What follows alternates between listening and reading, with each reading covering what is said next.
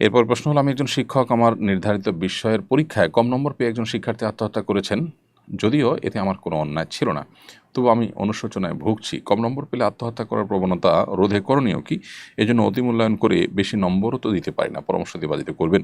পরীক্ষায় খারাপ ফলাফল করার কারণে আত্মহত্যার দিকে চলে যাওয়া, পরীক্ষা দিতে না পারার কারণে পাগল পড়া হয়ে যাওয়ার ভিডিও আমরা দেখতে পাই বিভিন্ন সময়। এমনকি বাবা মা অস্থির হয়ে কান্নাকাটি করে পাগল পড়া হয়ে যান। এই বিষয়গুলো পরিষ্কারভাবে আমাদেরকে ইঙ্গিত করে, আমাদেরকে বার্তা দেয়, জানান দেয় যে আমরা প্রচণ্ড রকমে ভোগবাদী, বস্তুবাদী হয়ে গেছি। একজন মুসলিম যিনি আখেরাতে বিশ্বাসী, যিনি আল্লাহতে বিশ্বাসী, যিনি কোরআন এবং সুন্নাহয় বিশ্বাসী, তার অবস্থান, তার ক্রিয়াকর্ম কোনো অবস্থাতে এরকম হতে পারে না।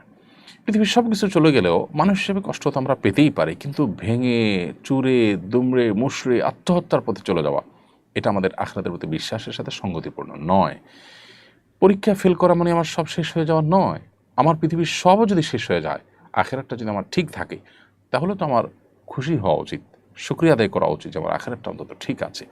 অতএব আমাদের মধ্যে ঈমানি চেতনা এটা দুর্বল হয়ে যাওয়ার কারণে, আখেরাতের প্রতি বিশ্বাসটা দুর্বল হওয়ার কারণে বৈষয়িক বিষয়টা আমাদের কাছে অনেক বড় হয়ে দেখা দেয়, এবং যার ফলশ্রুতিতে আমাদের এই অধঃপতন শুরু হয়েছে। গোটা পৃথিবীর বিভিন্ন প্রান্তে প্রান্তরে উন্নত দেশগুলোতে যে পরিমাণ আত্মহত্যার প্রবণতা এবং ঘটনাগুলো আমরা দেখি, সেগুলো কিন্তু একই ইঙ্গিত দেয় এবং একই কারণে হয়ে থাকে। অর্থাৎ বৈষয়িক বিষয়গুলো অনেক বড় হওয়ার কারণে মানুষ এ পথে যায়।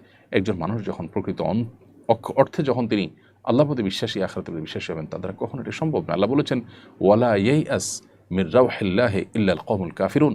আল্লাহর রহমত থেকে অবিশ্বাসী সম্প্রদায় ছাড়া ঈমানদার নিরাশ হতে পারে না। নিরাশ হয়ে এই যে নৈরাশ্য থেকে আত্মহরণের পথে পা বাড়ানো, এটা কোনো ঈমানদারের সাথে যায় না। ঈমানদারের অভিভাবক আল্লাহ, তিনি সব কিছু দেখছেন। ঈমানদার বিশ্বাস করবেন যে সকল দুরবস্থা থেকেও আবার সবচেয়ে ভালো অবস্থায় মানুষ রূপান্তরিত হতে পারে, আল্লাহ সেটি করতে পারেন। সো আল্লাহ প্রতি সে বিশ্বাস, আস্থা থাকতে হবে। অনাস্থা, আস্থার দুর্বলতা, বিশ্বাসের ঘাটতি, এটাই মানুষকে এদিকে নিয়ে যায়। অতএব এই ব্যাপারে আমাদের নতুন করে ভাবতে হবে।